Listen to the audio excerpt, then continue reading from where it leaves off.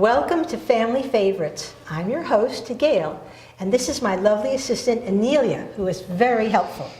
Today we're going to make something called Navajo Fry Bread.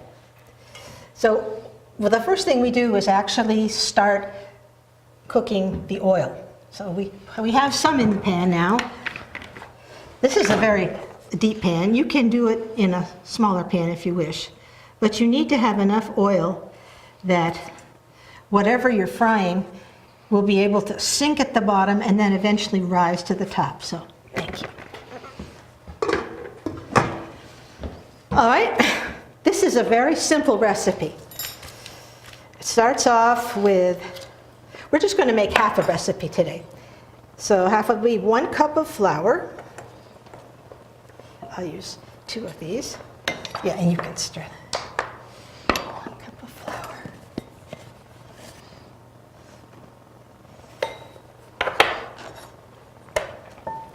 And half a teaspoon of salt. This recipe is basically a salty kind of recipe. But if you want to make it for dessert, you can always add something later.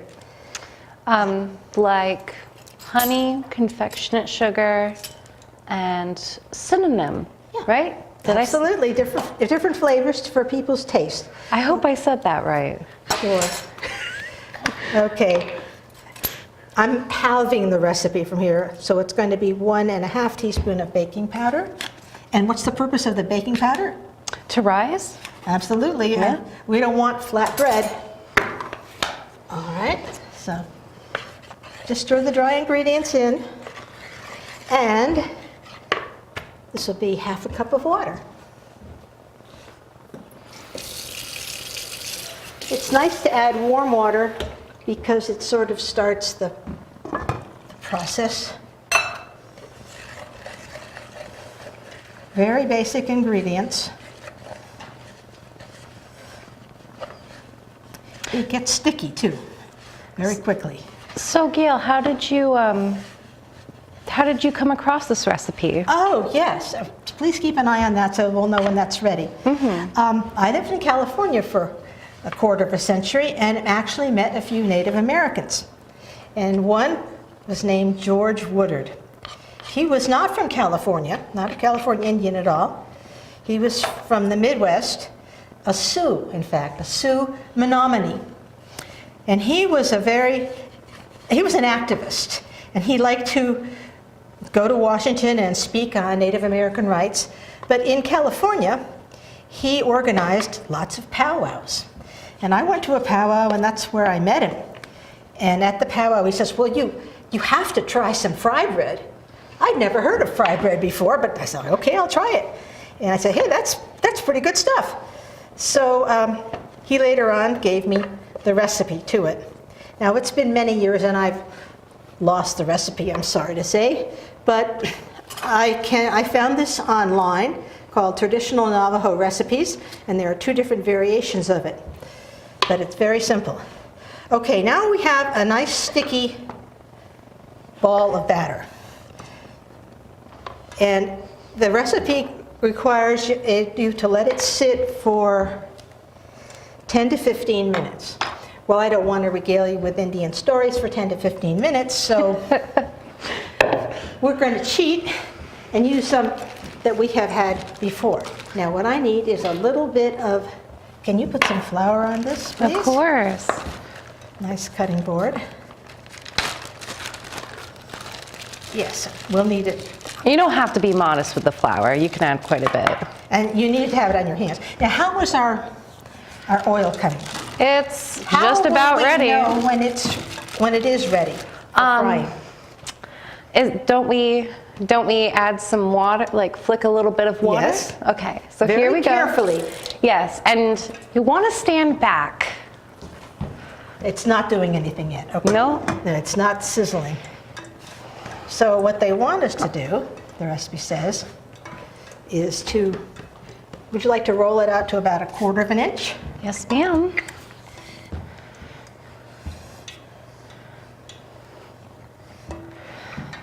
About so, would you say? All right, well, let's turn it over because we want both sides. Oh, both sides. Well, yes, even. I can hear it sizzling in there now. Yeah, it definitely sounds ready. Okay. We need a knife. Well, I guess we can manage. I like to make the fry bread in strips because it's kind of like easy to hold. Here, Gail, I have a knife for you, actually. Okay. Oh, Here you thank go. You're welcome. See what a wonderful thing it is to have an assistant. Okay, so I'm going to slice it into strips. They'll be a lot easier to fry that way. And they look more appealing. Well, I hope so. But you have to decide in advance if you want them sweet, like a dessert, or just salty. Now how would you store the batter while you're waiting? Can you just leave it out, or? Well, it doesn't require refrigeration, but it would be a good idea to cover it with a towel. You don't want dust or critters or anything getting into it. I stored this just in this plastic baggie. Okay, so now we have these strips.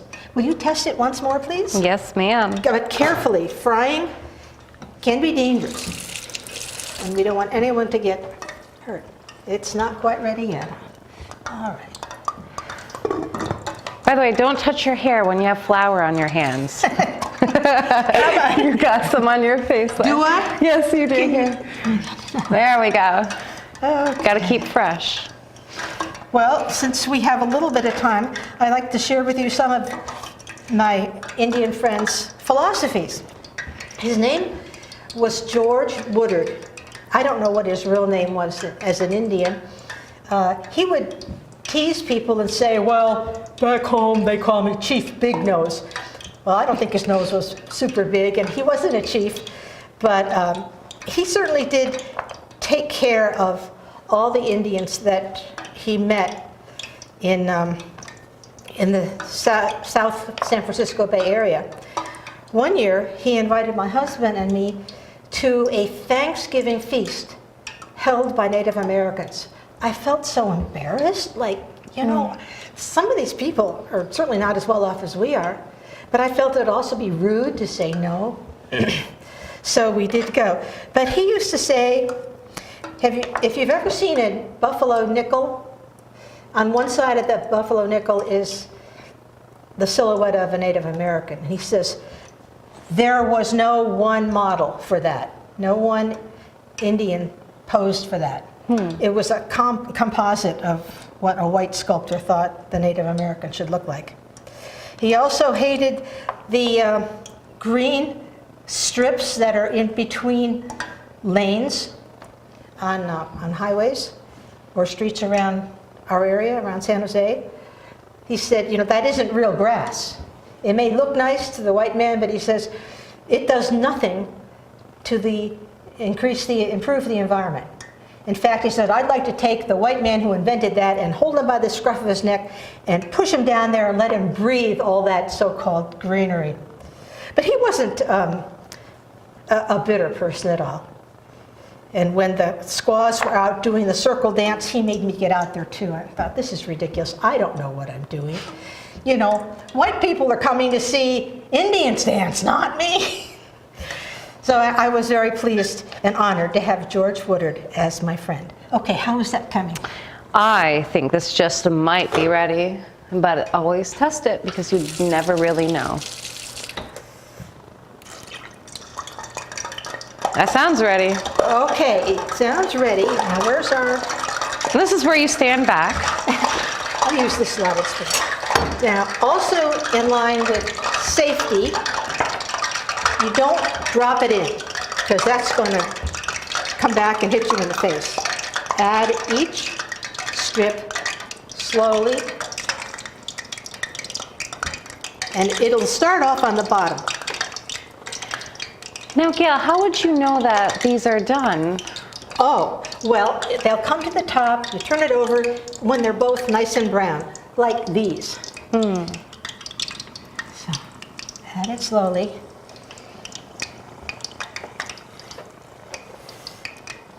Now, Bella likes them sweet, so we will sprinkle some confectioner's sugar on on some of them.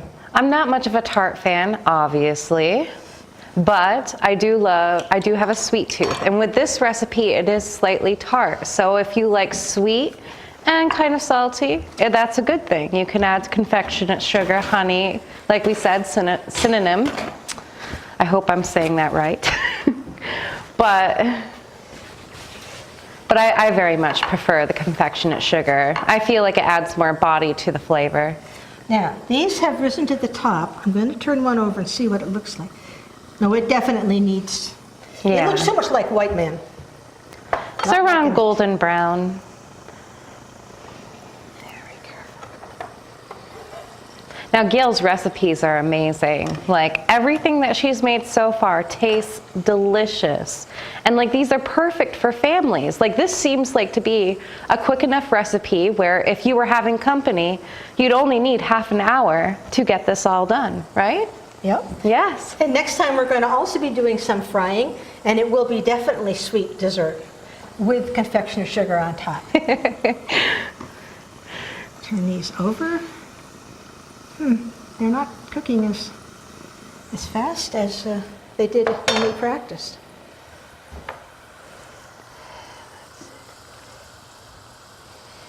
If it's taking a little longer, usually you can just add a little bit more heat, but not too much where it could be dangerous for you and splash back at you.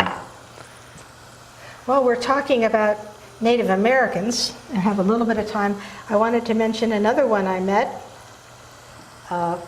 whose name I can't even remember now, but he told me, he spoke to a class that I was in, not just to me, and he held out this wolf pelt.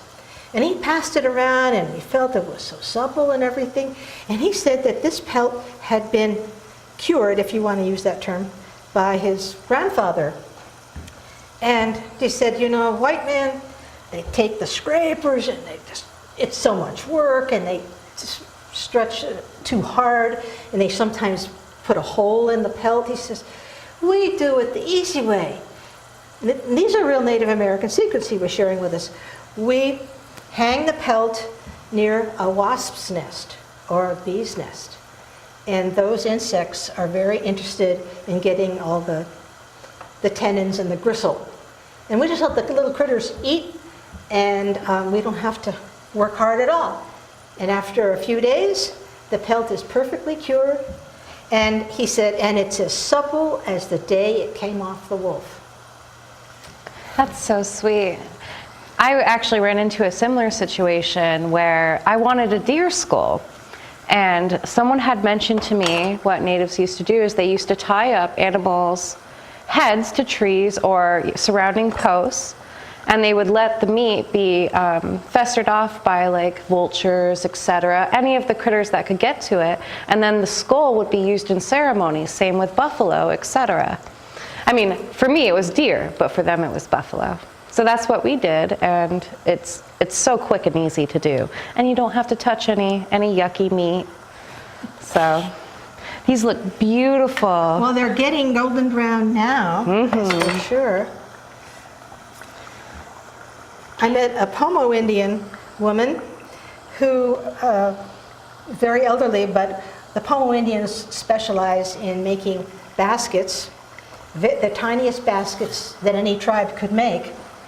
Sometimes they're decorated with feathers or little bits of abalone shell, but she, in front of us, she wove a basket so tiny that it could fit on a dime. I don't know what on earth you'd put in such a basket, but I was amazed. Maybe a dime. Well, even smaller than that. But this was back in the 70s, and I imagine a lot of these people have long since died, and I don't know how many of their skills they have passed on. Okay. But one of the ladies who taught some things about Indian lore told us that if you go to a museum and you see beautiful Indian baskets, if you look very carefully, you can tell if the basket was woven by a married lady or a single lady. And I thought, how could you tell? It's because, well, of course, if you had your finger on it, it would be easier. But they feel that an unmarried woman is incomplete And so when she ended the coil, you could see where the last coil ended, the end of the rope. But a married lady had to be able to finish the top seam so that you could not tell where it ended. Wow. So there's a lot of spirituality going on. Hey, that's coming great. I know, right? They look beautiful. Look at that. So gorgeous. Of course, it isn't just looks, it's taste. Now this looks kind of, whoops, oh, that was just a, oh, okay, that isn't one. So we got the last 4. Now, I'm sure if you have children, you know, and if you want to share this recipe with them, you could use cookie cutters, shaped cookie cutters, to throw in here. And, you know, it's fun for kids to eat something with cool shapes and designs. And if you want just a little button, and it goes.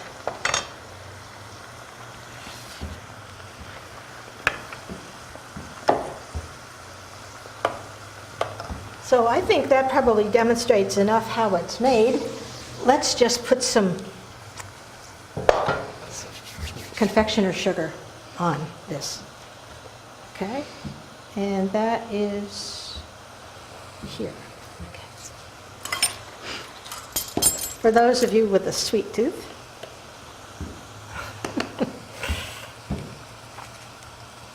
Gorgeous.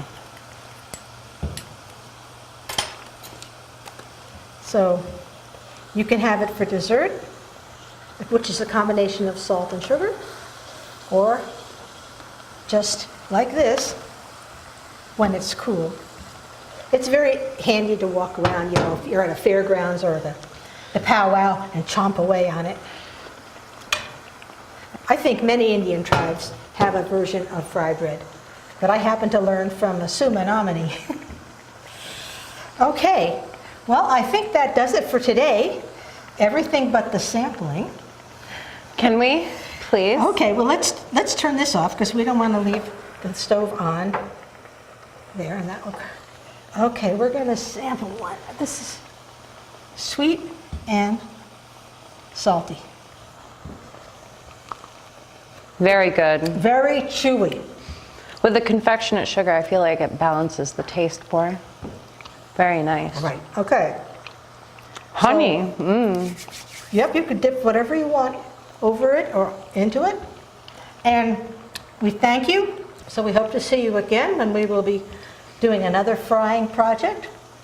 Date fritters. Ooh, can't wait. Promise you it's sweet. Okay. Happy frying. Happy frying. Bye.